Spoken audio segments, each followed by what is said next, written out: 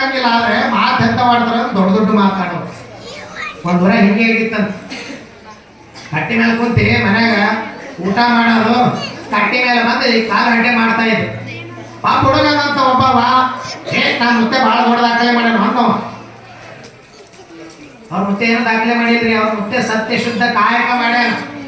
ಕಾಯಕದಲ್ಲಿ ಬಂದಿರುವಂತ ಒಂದಿಷ್ಟು ಹಣವನ್ನ ಸಂಗ್ರಹ ಮಾಡಿ ದಾಸೋಹಕ್ಕೆ ಕೊಟ್ಟಾನ ಅವ್ರ ಮುತ್ತೆ. ಆದ್ರೆ ಅವ್ರ ಮುತ್ತೆ ಏನೂ ದೊಡ್ಡ ಸಾಧನೆ ಮಾಡಿದ್ದಿಲ್ಲ. ಆದ್ರೆ ಮೊಮ್ಮಗ ಹೇಳ್ತಾನ, ಮುತ್ತೆ ದೊಡ್ಡ ದಾಖಲೆ ಮಾಡ್ಯಾನ.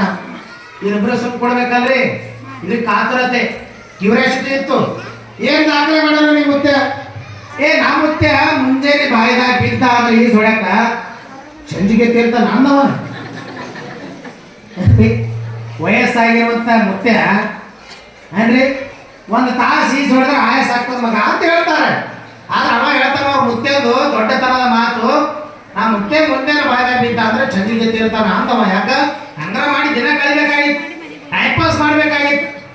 ಅವಾಗ ಇವ್ರಿಬ್ರು ಸುಮ್ ಕೊಡ್ಬೇಕಲ್ರಿ, ಅವನಕ್ಕಿಂತ ಹೆಚ್ಚಿಗೆ ಹೇಳ್ಬೇಕಂತ ವಿಚಾರ ಮಾಡಿ ನೀವು ಉಪಾಯ ಮಾಡದ.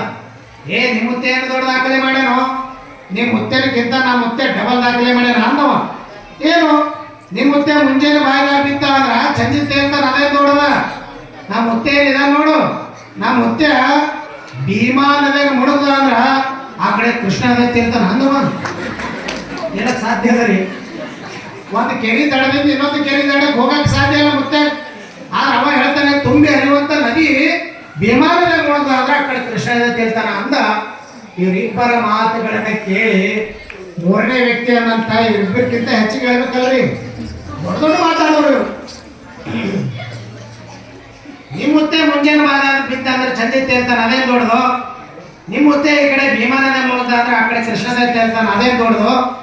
ನಮ್ಮ ಮುತ್ತೆ ಗಿನ್ನಿಸ್ ದಾಖಲೆ ಮಾಡ್ಯಾನ ಅಂದವ. ಏನು ನಮ್ಮ ಮುತ್ತೆ ಗಿನ್ನಿಸ್ ದಾಖಲೆ ಮಾಡ್ಯಾನ? ಏನಾದ್ರೂ ನಮ್ಮ ಮುತ್ತೆ ಏನಿರಲ್ಲ, ನಮ್ಮ ಮುತ್ತೆ ಚಂಜಿಗೆ ನೀರಿನ ಟಾಕೆ ಬಿದ್ದ ಅಂದ್ರ ಮುಂಜಾನೆ ನಳದ ಬರ್ತಾನ ನಾವು ಬರಕ್ ಸಾಧ್ಯ ರೀ. ಚಂಜಿಗೆ ನೀರಿನ ಟಾಕೆ ಬಿದ್ದ ಅಂದ್ರೆ ಮುಂಜಾನೆ ನಳದ ಬರ್ತಾನ, ಬರಕ್ ಸಾಧ್ಯ ಅದೇನು ಇಲ್ಲ. ನಾವು ಎಲ್ಲೋ ಕೂತ್ಕೊಂಡು ಟೈಮ್ ಪಾಸ್ ಮಾಡ್ತೀವಿ, ಒಂದಿಟ್ಟು ಸತ್ಸಂಗ ಮಾಡ್ಲಕ್ ಬಾ ಅಂದ್ರೆ ಸಮಯ ಇಲ್ಲ ಅಂತ ಕರಿತೀವಿ ನಾವು. ಹೀಗಾಗಿ ಅದಕ್ಕೆ ಹೇಳ್ಕೊಂಬಂದ್ರೆ ಆಧುನಿಕ ಕವಿ ವ್ಯಾಸಂಗಕ್ಕೆ ಸಮಯವಿಲ್ಲ, ಓದ್ಲಕ್ಕೆ ಸಮಯ ಇಲ್ಲ, ಸತ್ಸಂಗಕ್ಕೆ ಸಮಯವಿಲ್ಲ, ಸತ್ಸಂಗ ಮಾಡ್ಲಕ್ಕೆ ಸಮಯ ಇಲ್ಲ, ನಾಡು ನುಡಿ ನಾಡಿಗರ ಸೇವೆ ಮಾಡಲು ಸಮಯವಿಲ್ಲ. ದೇಶ ಸೇವೆ ಮಾಡು, ಕನ್ನಡದ ಸೇವೆ ಮಾಡು, ನುಡಿಯ ಸೇವೆ ಮಾಡು ಅಂದ್ರೆ ಎಲ್ಲಿ ಟೈಮ್ ಅದರಿ ನಮ್ಗ?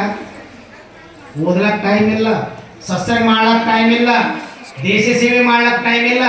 ಆಧುನಿಕ ಕವಿ ಬರೀತಾನೆ, ಇನ್ನು ನುಡಿದಿದ್ದಕ್ಕೆ ಎಂತಾದ್ರೂ ಸಮಯ ಸಿಕ್ಕುವುದಯ್ಯ, ಮತ್ತೆ ಇವೆಲ್ಲ ಮಾಡ್ಲಕ್ ಟೈಮ್ ಇಲ್ಲ ಅಂದ್ರೆ ಎದಕ್ಕೆ ಟೈಮ್ ಅದ?